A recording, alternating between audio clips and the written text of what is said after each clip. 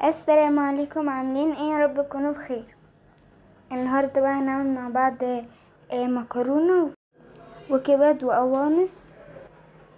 معايا هنا الكبده اهي،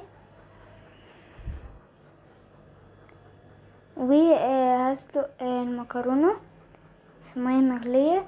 دي مكرونه سباكيتي، ودي بعد ما استوت هنجيب بقى بصل وتوم ونشوحهم كده على النار،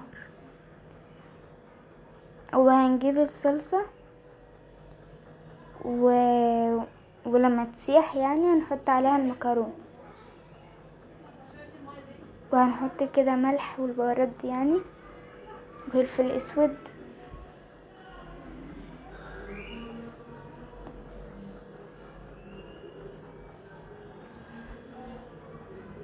تمام اهو. وفي اي بهارات بقى عندكم ممكن تحطوا منها كده. وهقلب الصلصة كده اهو. بعدين هحط المكرونة عليها، ودي بقى شكلها خلاص. وهنجيب بصل ونشوحه على النار، وهنشوح البصل كده مع النار، وهنحط حبة توم مفروم،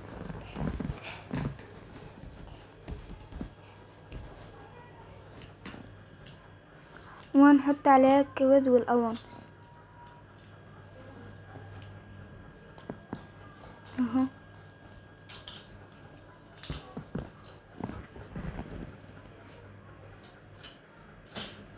ودي بعد ما استوت، وهنحط عليها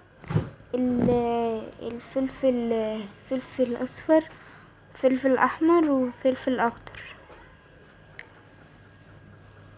وهنقلبهم كده.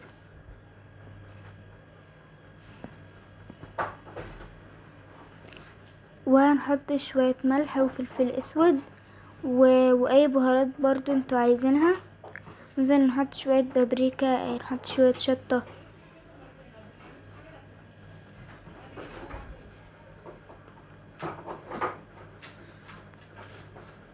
اهو.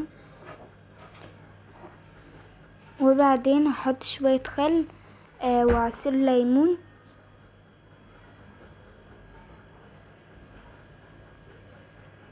تمام، وهقلبه كده.